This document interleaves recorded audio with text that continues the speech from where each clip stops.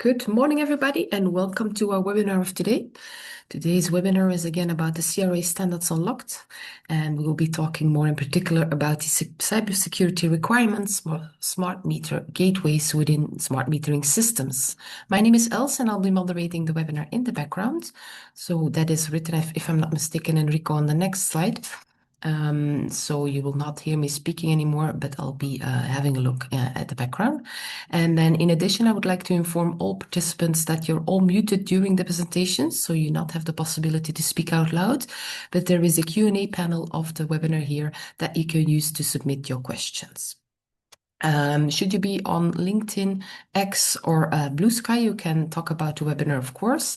We have a dedicated hashtag training for standards and also a dedicated hashtag for the CRA standards that is called Standards for CRA.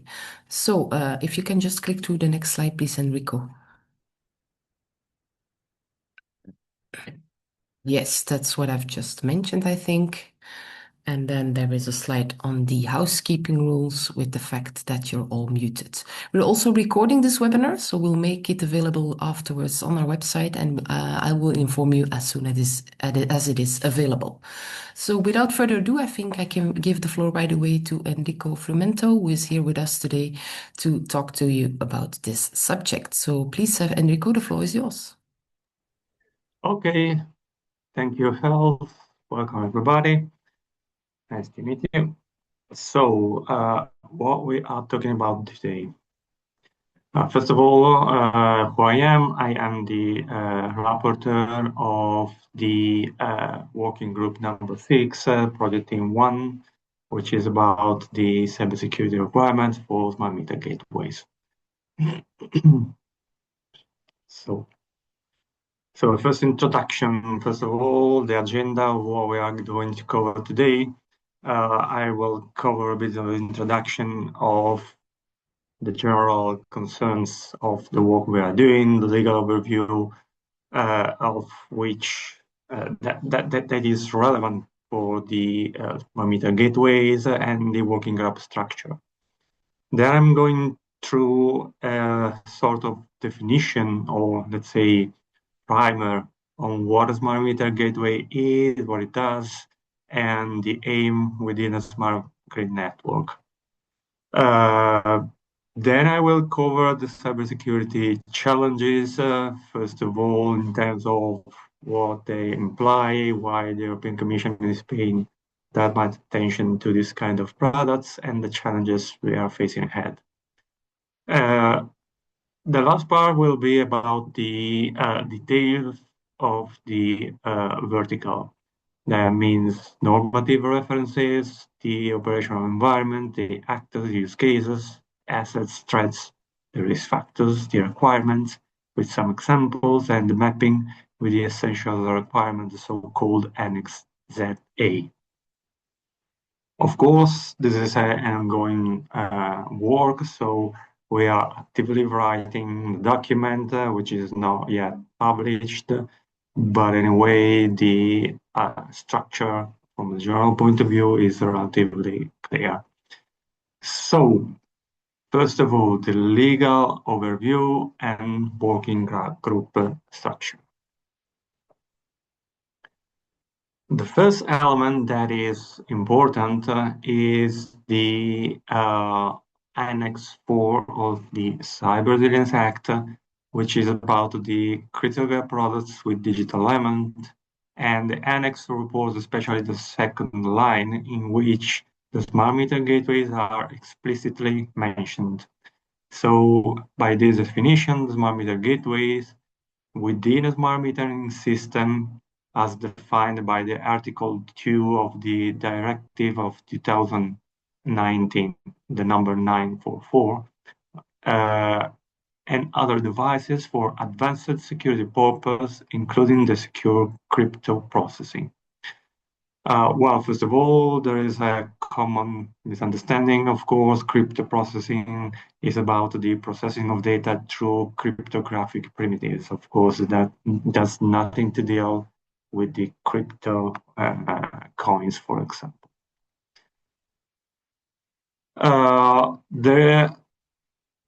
here there is an important distinction anyway that is in the Directive 944. That means smart meters in systems means an electronic system that is capable of measuring electricity fed into the grid or electricity consumed from the grid, providing more information than a conventional meter, and that is capable of transmitting and receiving data for information, monitoring, and control purposes, using a form of electronic communication. So this is an important distinction because we are starting to see different terms. First of all, smart meter, then smart meter gateway, then the smart metering system, and lastly, the smart grid. These are all different concepts. Of course, the smart meter is just the metering system in the endpoints, for example, houses or say, buildings. The smart meter gateways are devices that are part of the smart grid. The smart metering system is what is let's say, described here, but this is a sort of, let's say, service or a subsystem that offers a service as described in this definition. That is part of a smart grid. So there are different terminologies and different kinds of elements. We are concentrating on the smart metering gateways only.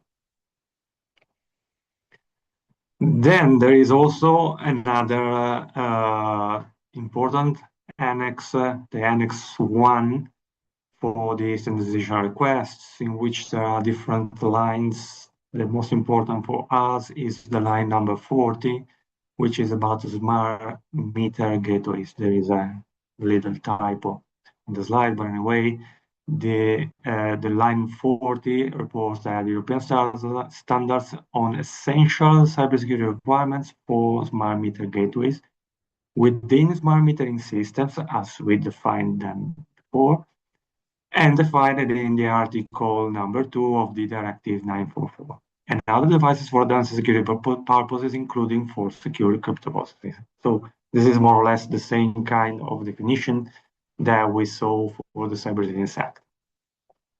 But those kinds of definition must be completed with another implementing regulation, the number 2392 of the 28th of November, that describes this. So what is a smart meter gateway?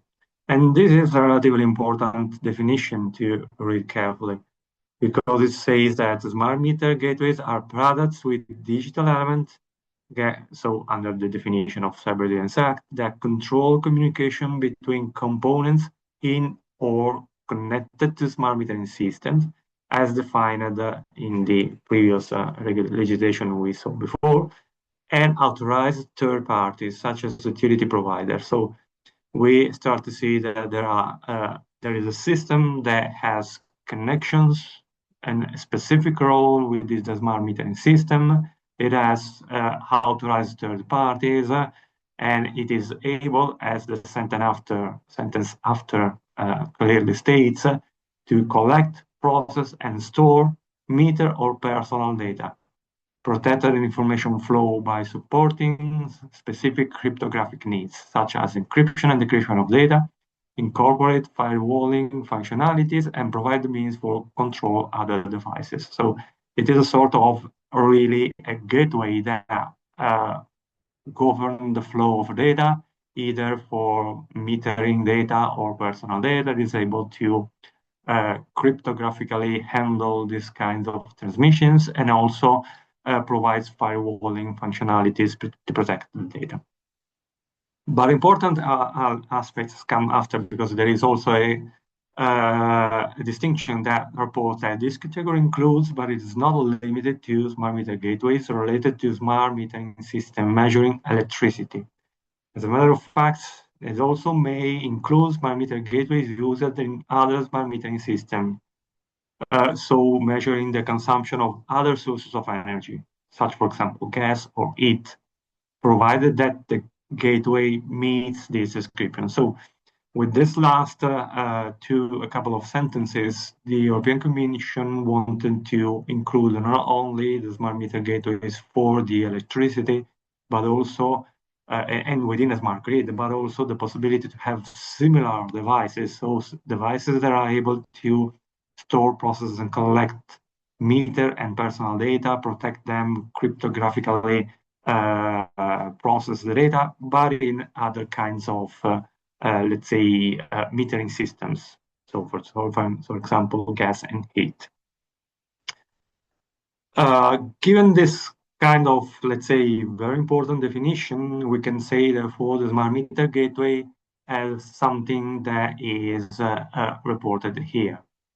So it is a sort of secure central communication hub. So we have collect, process, and store of data. So all the three possible states of data at rest, in transit, and in elaboration. The services of crypting and decrypting, the firewalling, if it is present, the device control. So of course, this is a broad definition. So this means that not all these kinds of services needs to be present in a specific smart meter gateway, for example, developed in a specific European country. But in a way, this is the most generic kind of definition that includes all the services that a smart meter gateway can offer. So it talks from one side to the smart metering systems, and on the other side to authorized third parties, such, for example, utility providers. And of course, this applies, as I said before, to gas and heat optionally. For sure to electricity, but optionally also to these other kinds of metering systems.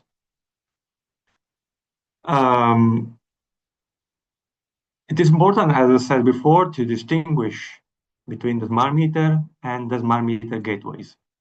The smart meters have, let's say, a relatively, I would say, simple, even if it is not simple, but a single, let's say, functionality, essentially, that is measure the energy consumption and eventually the energy production.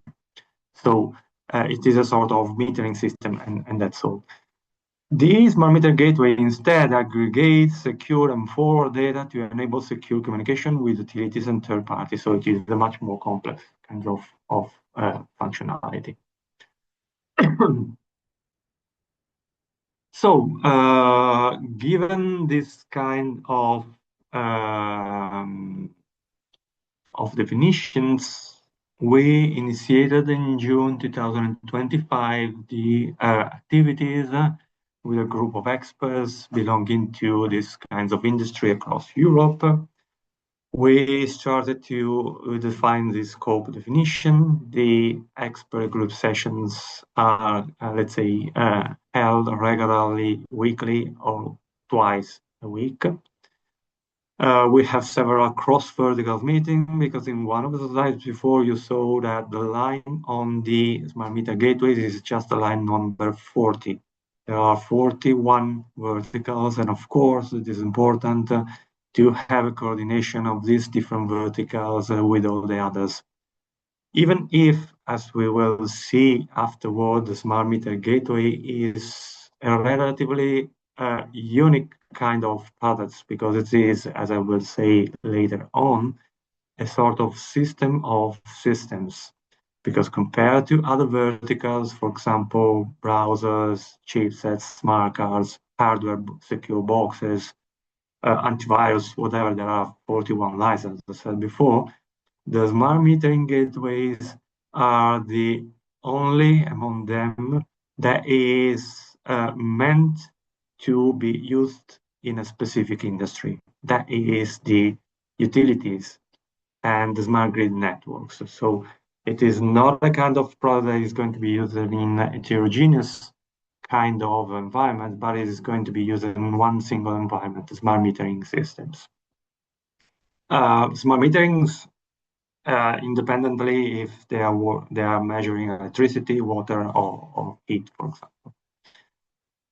Then we have a meeting with the Commission, of course, and on this late December, we submitted to the Commission a first version for the review. And actually, we are underwriting an elaboration of their comments and preparing the second version that will be released in the coming months. The team, the experts, are coming from different countries and different organizations.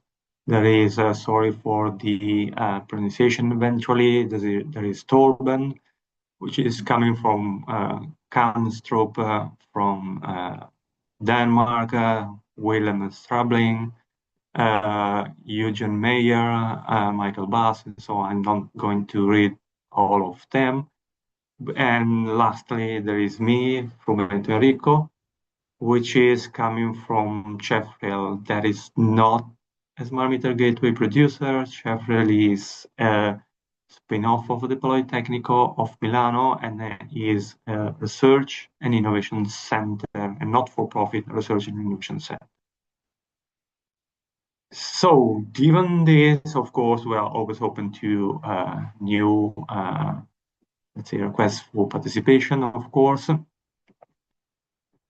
Harmonized standards and Cyber Resilience Act. So, it is important to underline the connection between the smart meter gateways and the verticals and the requests from the European Commission.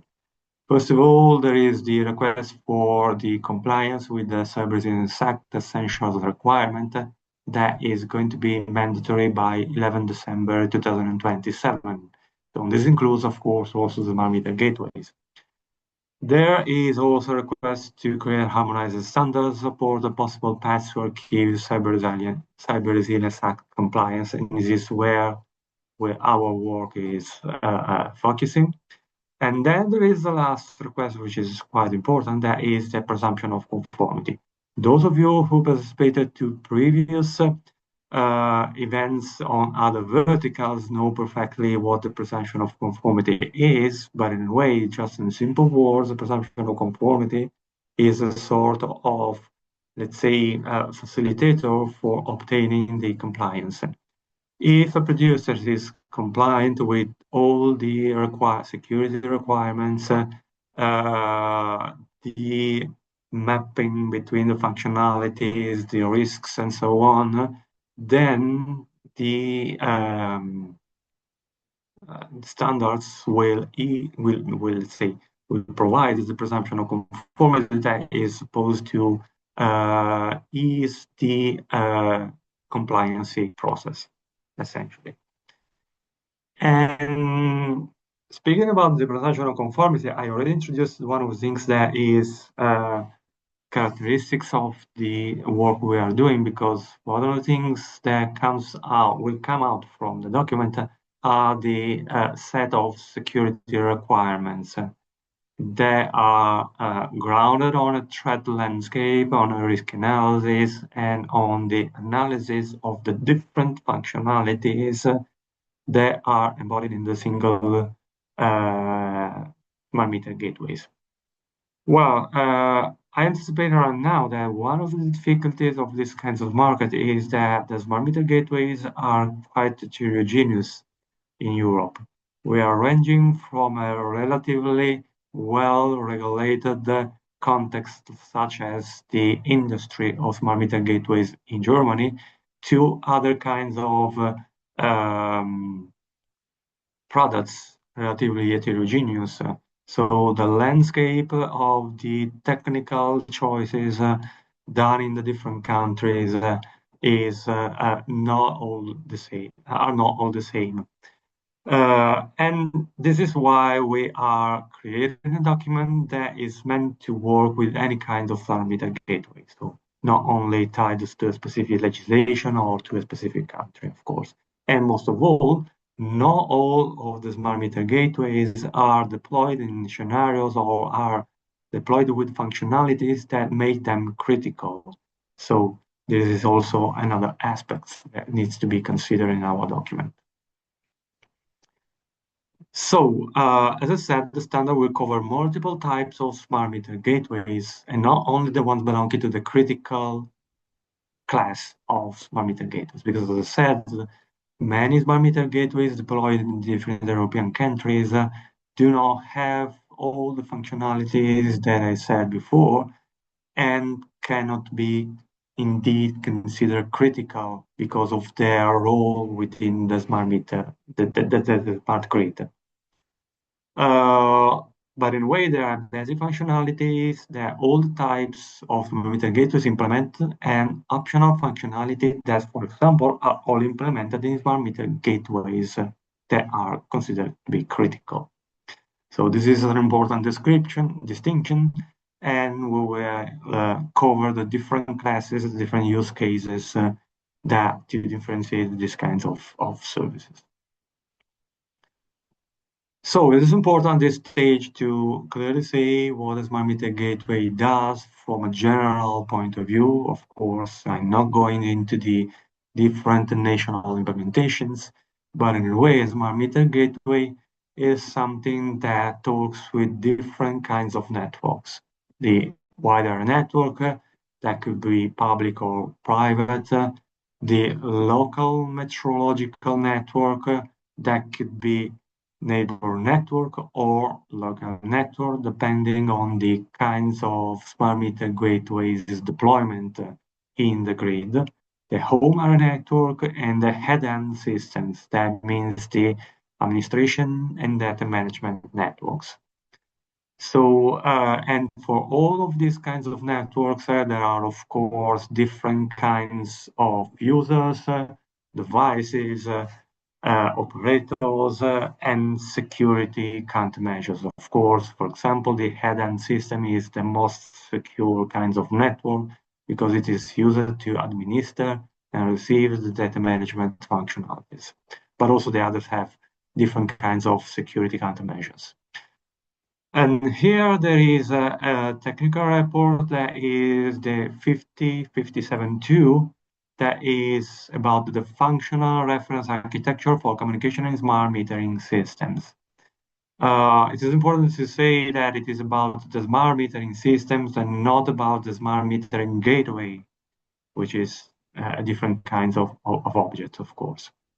But it is a sort of, let's say, a reference legislation or reference, let's say, a technical report that we have to consider in this context. So the smart meter gateways, from a more detailed point of view, are products with digital elements that collect and forward metering data to authorized entities. They also protect data through encryption and authentication, segregate the three networks that I mentioned before, and enforce access to specific data and functions by authorized entities. So this is a sort of, of picture that displays everything. So the communication functions are those that are listed briefly in the definitions done by the European Commission before. So they are collect and forward data, secure the communication channels, segregate the three different kinds of network, convert the protocols between the network, and enforce the access control.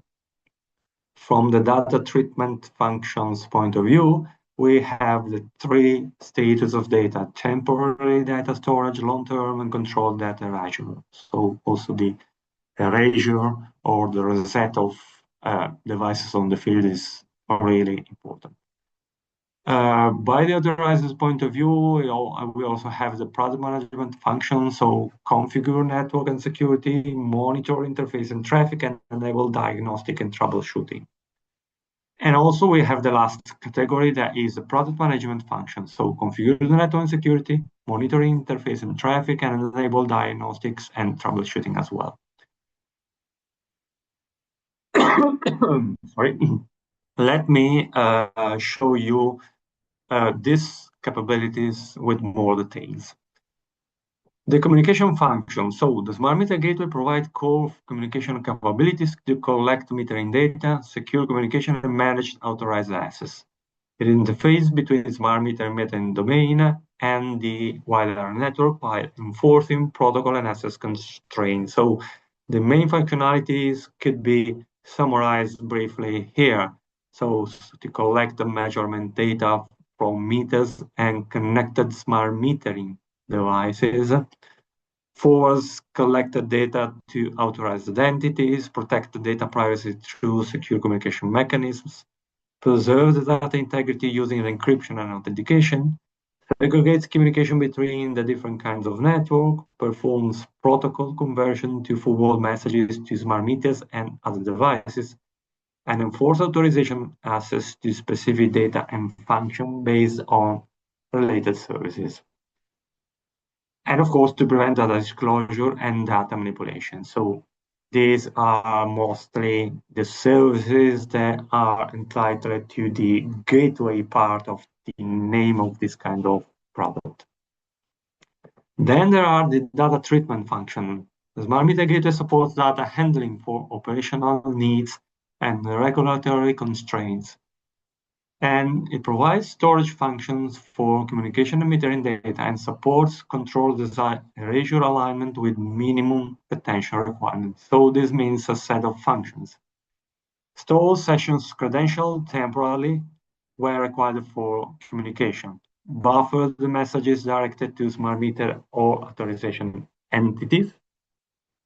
Store configuration to support smart meter operations, stores meter data, store historical meter data while representing a minimum retention periods, erasure data, ensures that erasure during the commission, and the first data erasure until regularly minimum retention period expires. So it is all about the secure management of data.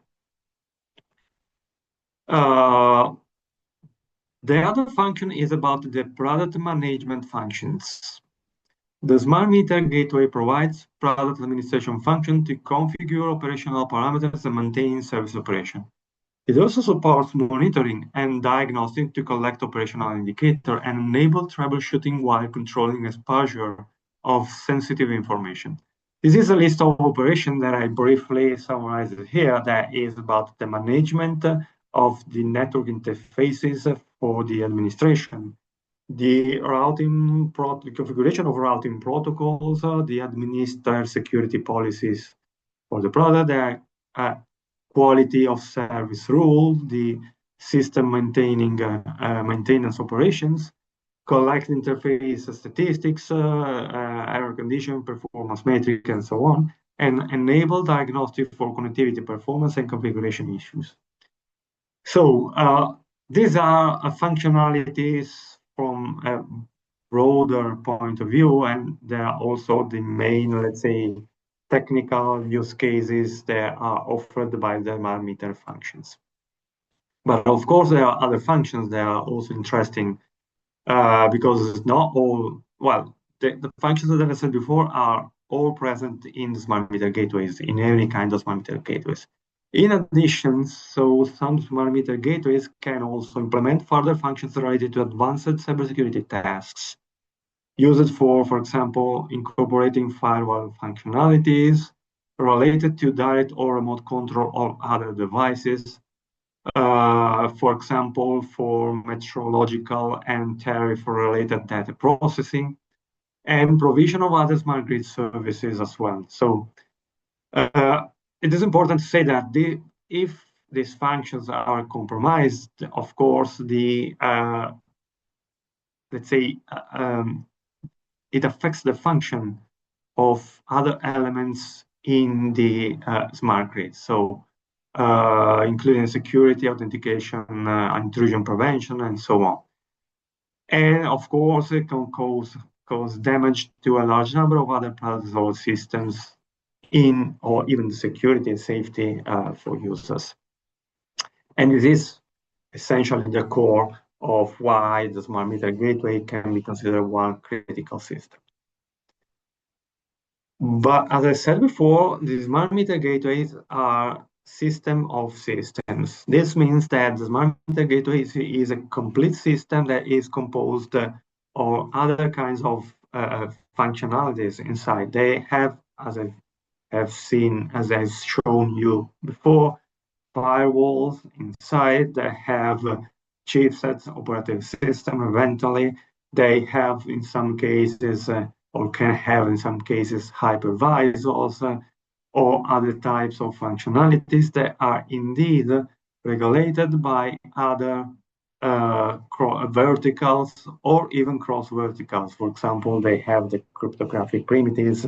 They are regulated by cross vertical, specifically under development. So, and first of all, and this is important, and second important thing is that the smart meter gateways are going to be used anyway within a smart grid network. So they have only one business, let's say, use case to be considered. So the cybersecurity challenges from the generic point of view. Sorry. So what does it imply to be critical? It implies to be subject to a third-party assessment. The criticality is determined by the application sector. Even if not all the smart meter gateways, as I said before, are considered critical. In general, anyway, it can be certified against a certification framework, but this is not mandatory unless another regulation mandates it.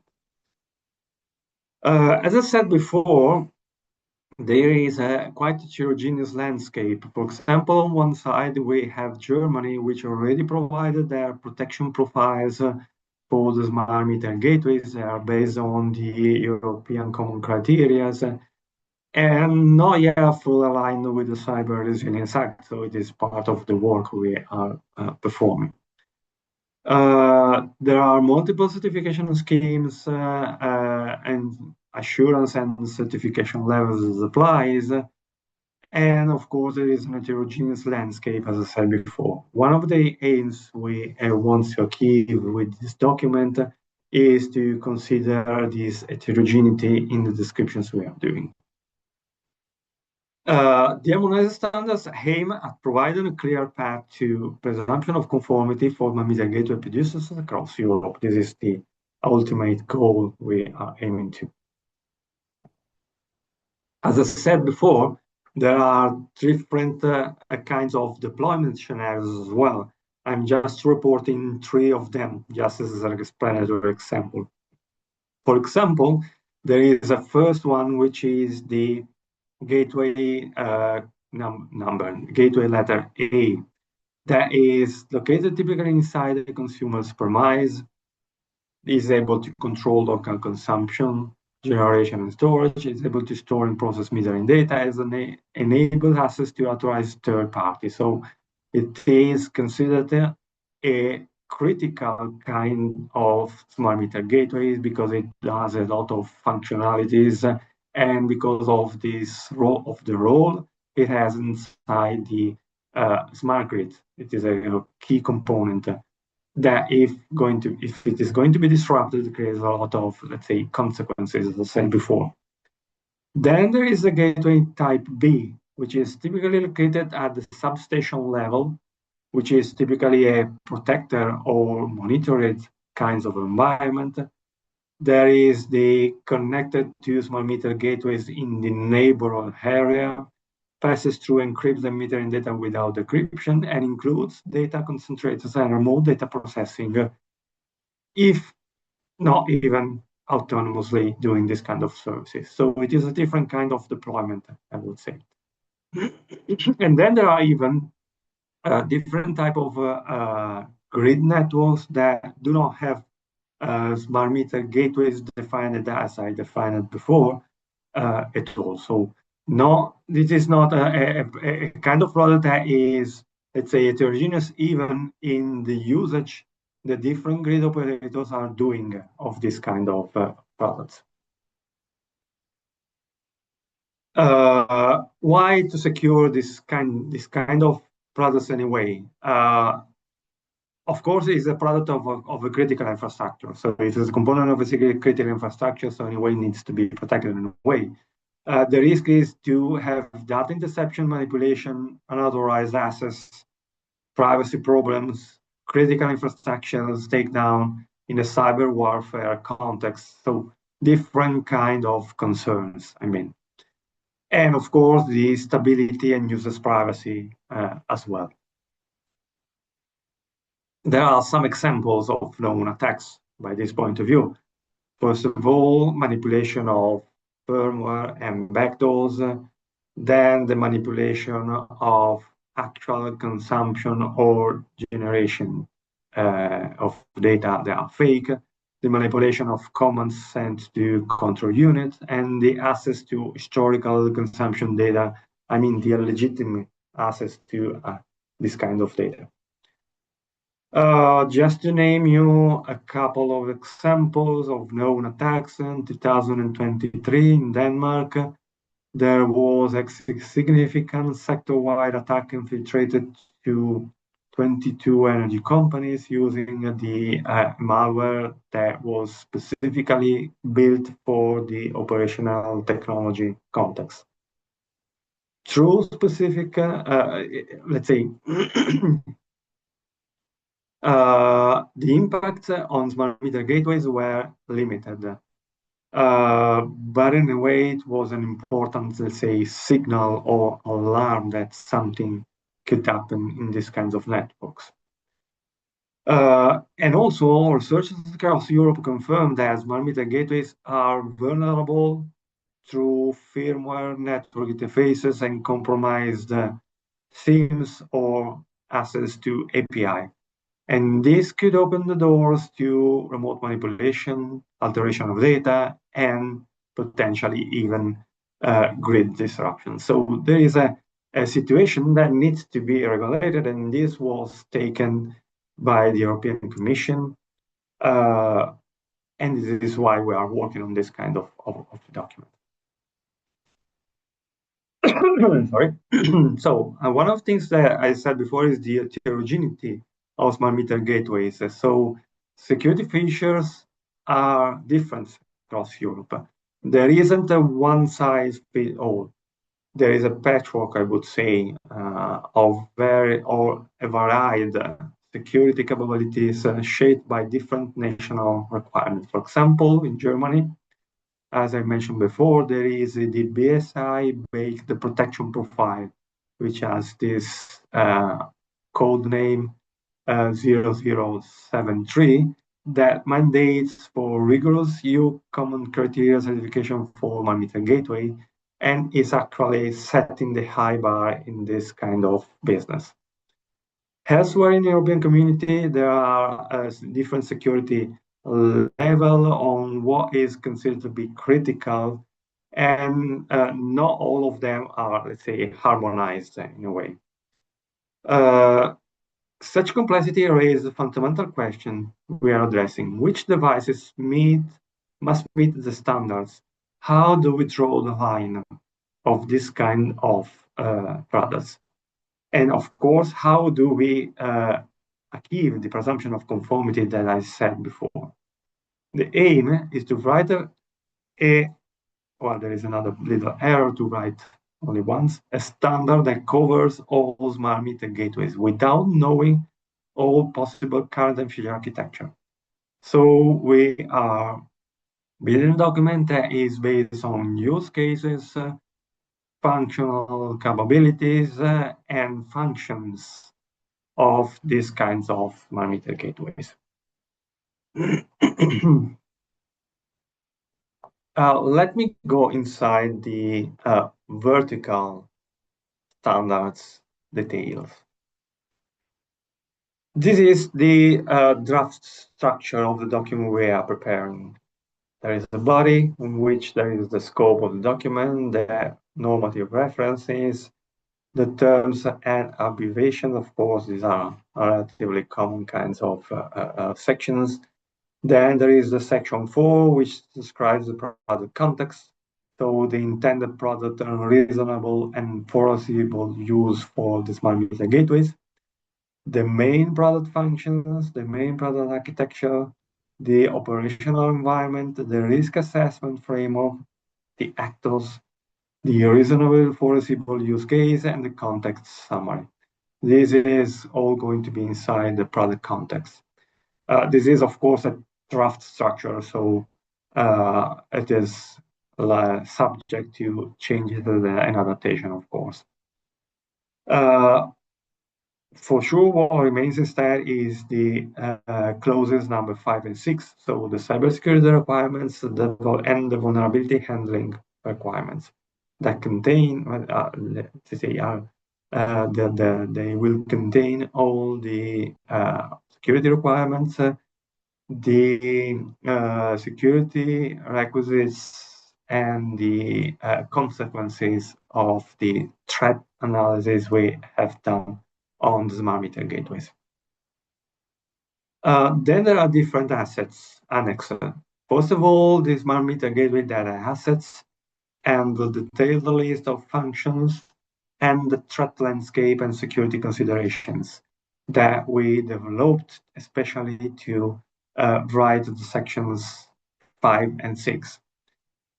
Then there is the annex letter E, which is about the security problem definition, the risk acceptance criteria and risk management methodology that is, let's say, shared with all the other verticals, and a set of other, let's say, annex that covers different kind of generic,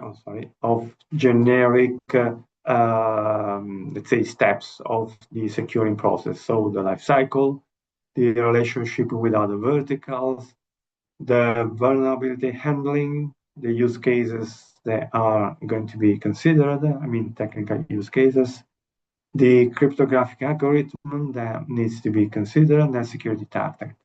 And of course, the Annex ZA, which is about the relationship between the Cyber Resilience Act and the essential requirements. So, a little detail on the normative and not normative references. There is a background, as I said before, about the smart metering systems, which is the ETSI and CEN-CLC regulation 50.57.2 that dates back to 2011, which is about functional reference architecture for communication in smart metering systems. So it is a sort of regulation about the smart meters that are connected through the smart meter gateway. So we have to be consistent with that, of course. Then there are the other horizontal standards. The first one is the 13089, which is about principles for cyber resilience. The number 090, which is about the vulnerability handling, and the 91, which is about the generic cybersecurity requirements. Then there is another document which is really important for this kind of business in Europe, which is about the protection profile in Germany that I already mentioned before, and eventually to be considered the different national cybersecurity certification schemes that are available across the different countries. This because, of course, we don't have to be specific for one single type of smart meters, but we have to consider all of them.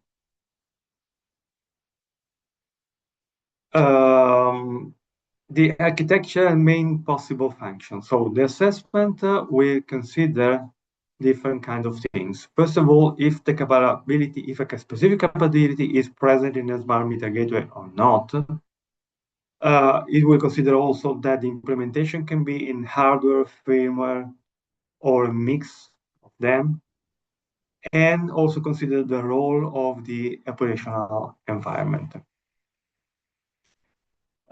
This is important because, of course, just to name the operational environment, this last element, we have, from a very generic point of view, 3 types of environments that have been considered.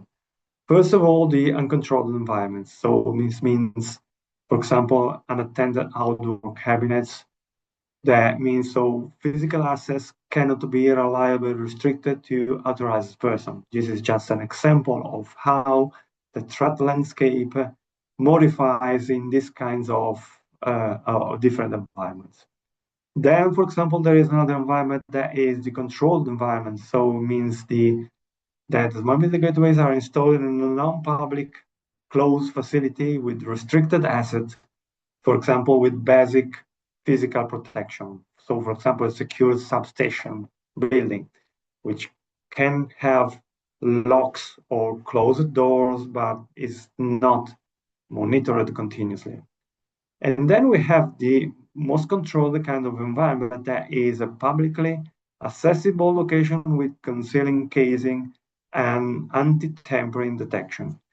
For example, using the hardware secure boxes, that is one of the other um, verticals that is going to be addressed by this European Vertical Standards Initiative. For example, in this case, we have street distribution cabinets with tamper detection and publicly accessible meter enclosure, all protected and actively monitored, for example, against tampering or, let's say, manipulation, physical manipulation of this kind of devices.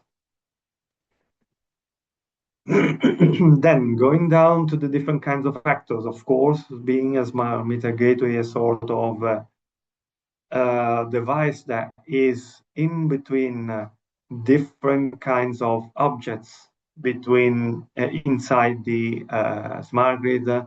We also saw that it connects different kinds of network, and of course, this is going to have a consequence that there are several categories of actors.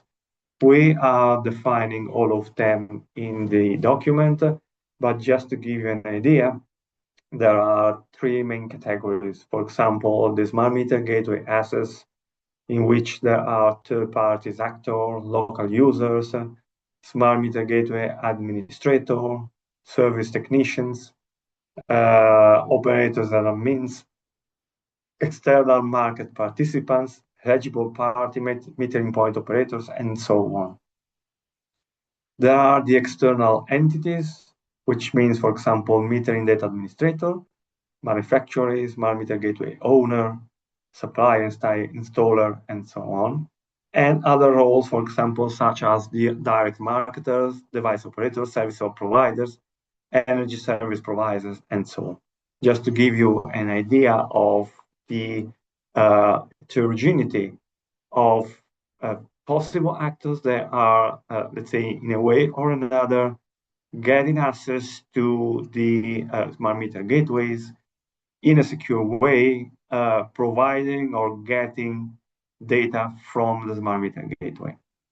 So, of course, this means that from the technical point of view, even if from the business point of view, as I said before, the smart meter gateway has one only kinds of, let's say, business level use case that is deployment within a smart grid network.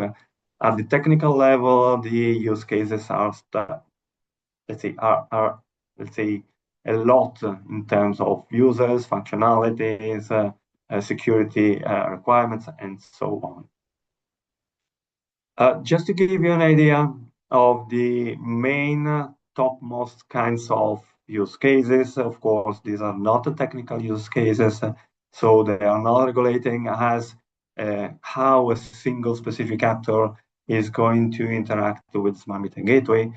They are derived more tied to the kinds of deployments, so more tied to the let's say, the controlled or not controlled or monitored kinds of environments, as I said before, two slides before.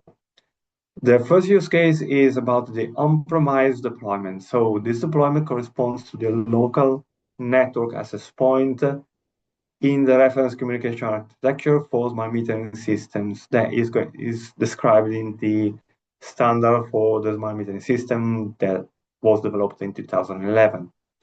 The smart meter gateways are physically located, in this case, within residentials, for example, public areas, metering room, private areas, or inside a single family house or commercial buildings or industrial building, but in a way, they are close to the smart meter connected to the smart meter gateway. There is another kind of use case, which is about the grid infrastructure deployment that is a little bit different. So this deployment corresponds to the neighbor network access point, NNAP. That is, again, referenced in the communication architecture of the standard of smart meters systems detailed before. The smart meter gateways in this case are securely connected through the neighborhood network to a number of smart meters across a group of premises and electricity substation or a regional concentrator nodes. This is, let's say, is not only to be considered that, for example, at a city or blocks level, but also at the regional concentrator node. In this case, the smart meter gateway is typically installed in a secondary distribution substation or in another point within the smart metering system. And we are expanding this use cases definition also, for example, including those cases in which the different kinds of metering infrastructure provides differences. For example, considering the heat and the water measuring. The main assets in all these cases are more or less grouped in these ways. For example, there are the command and control data for the control unit. There are the metering data assets. There are metering data related to metering functionalities. There are the metrology and calibration assets, the user assets, the communication assets, and the system operation assets. These are, let's say, relatively broad categories of assets. Of course, we are also going to detail all of them within document. The step after is to create the risk profiles. So the risk profiles are defined for core smart metering gateway for each use case. So far, we there are under discussion two different kinds of profile, the basic and the advanced profiles. I cannot give you further details because this is exactly the points where we are heavily discussing the details of these kinds of profiles. Then there are the threats that are divided into categories, actually. As you can imagine, the kind of threats of these relatively complex objects are several, given the number of users and use case they are providing. But anyway, they can be grouped in four more or less main categories. The disclosure one, that means a remote attacker might try to redisclose confidential information in the user data. Then the other one is the disclosure local, in which a local attacker might try to redisclose confidential information in the user's data. Then there is the data modification one, in which an attacker might try to modify user's data or smart meter gateway security functionalities through the wider network. And lastly, a local attacker might try to modify data on the different kinds of networks that are, let's say, interconnected by the smart meter gateway. Other kinds of threats are the residual data, in which a local attacker or remote attacker may try to read disclosures user data. The resident data, in which a local attacker may try to access users' data for which they don't have permission. The privacy problem, of course, is self-explanatory. The time of modification is really interesting because this is about the local attacker that tries to tamper or interfere with the timing signals of the smart meter gateway. And about the last one is about the infrastructure, in which a remote attacker may try to obtain control over the smart meter gateway or other connected devices to damage external entities, upper layers of the smart grid. All of these threats are connected, of course, to the risk factors. The main one are grouped here. The risk factors are defined for each smart meter use case. The condition, the characteristics of contextual element of smart meter gateway, the environment, the configuration, the operational use case that increase the likelihood of potential impacts on cybersecurity.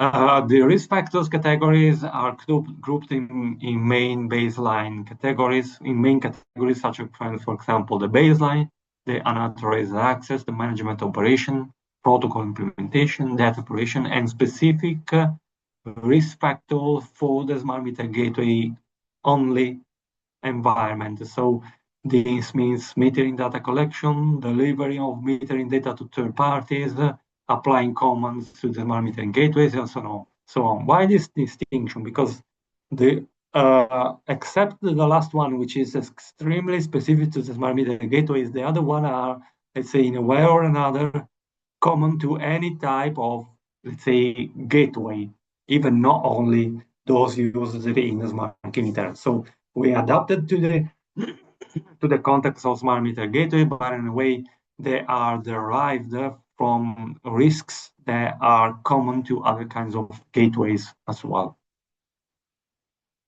Then the requirements on documentation will fall in 11 categories. The secure by design, no known exploitable vulnerabilities, that is the requirements. Relatively generic, but quite difficult to obtain. The secure by default configuration, security updates, the access control and authentication, the data protection, the data minimization, availability and resilience, attack surface and mitigation, monitoring and logging, and lastly, the data management.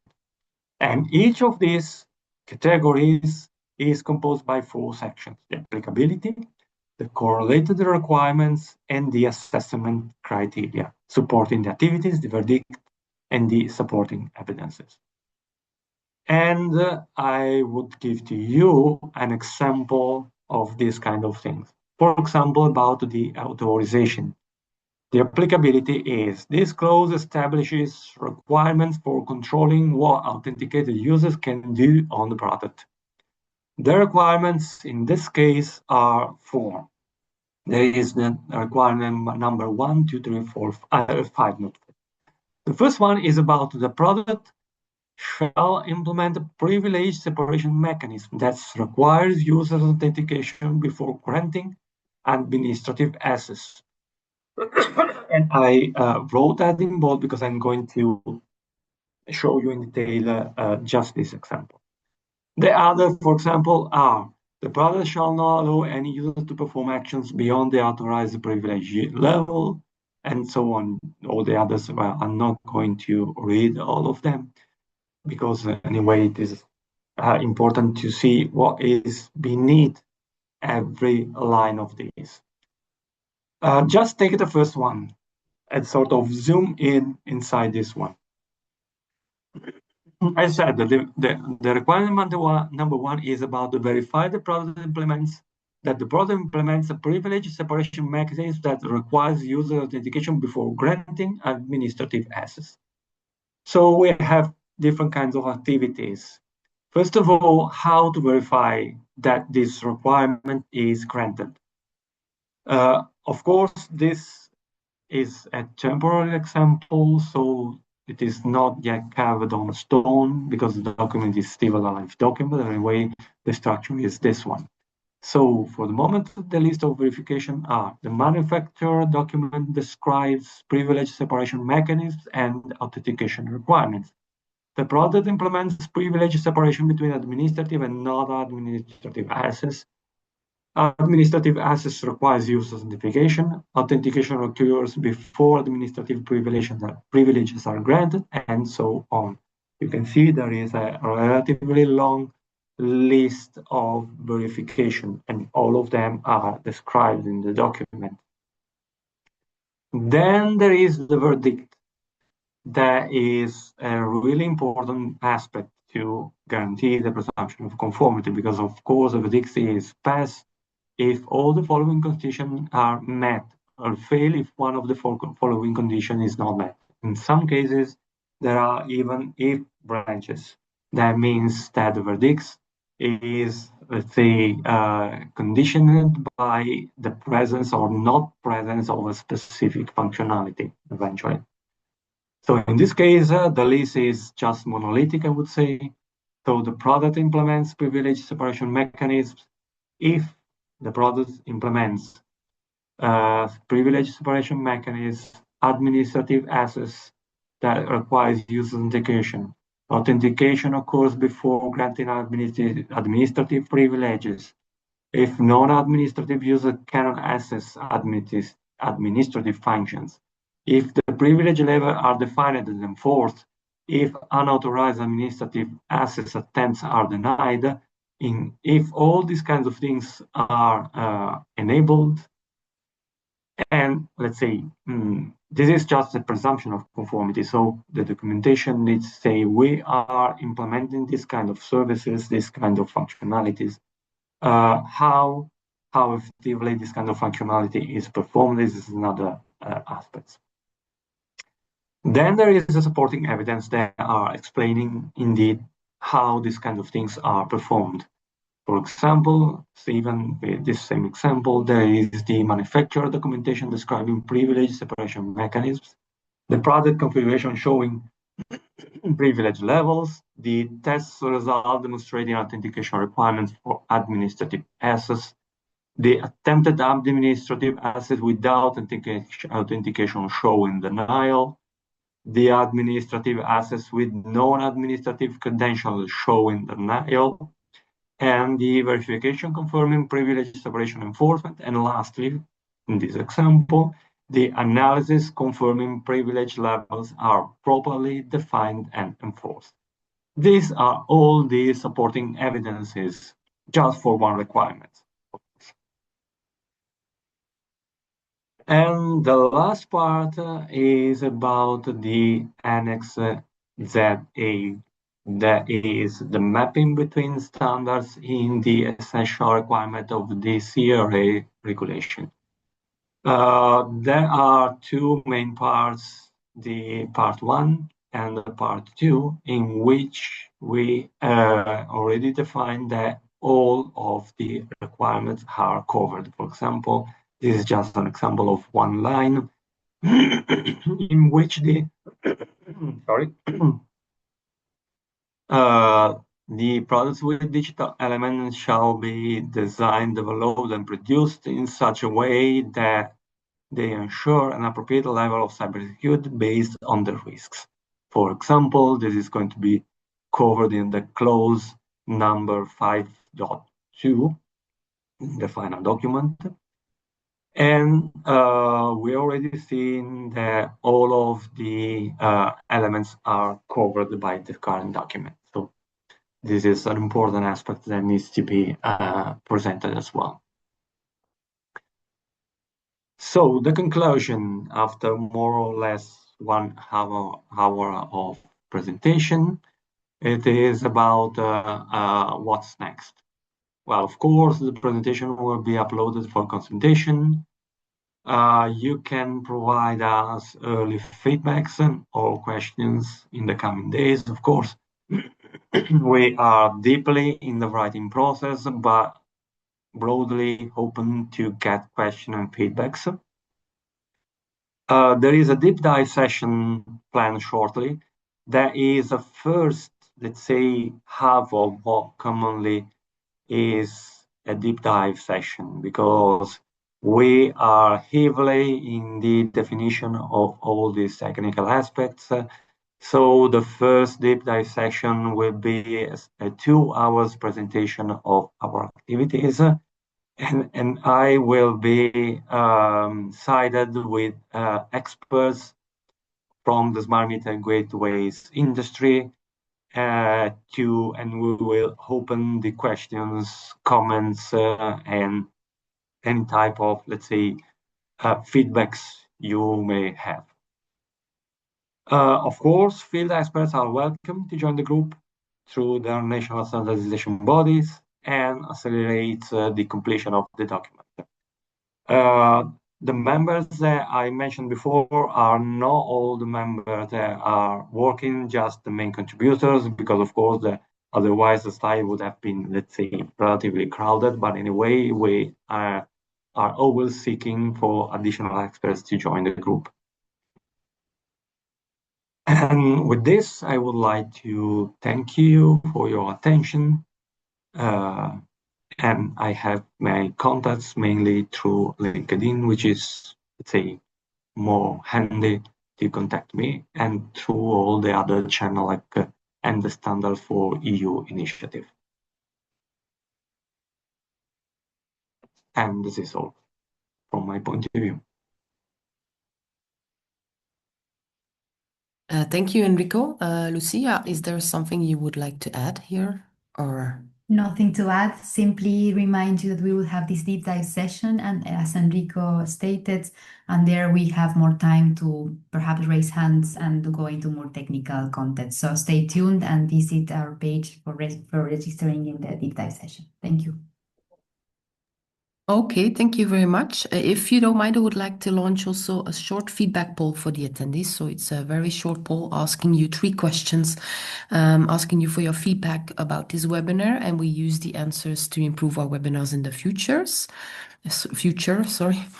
And then I would just like to confirm all the attendees as well that we will share the presentation and the recording with you later today. So you will be notified by email when it is available, and you're of course free to share it with your colleagues interested in the CRA standards.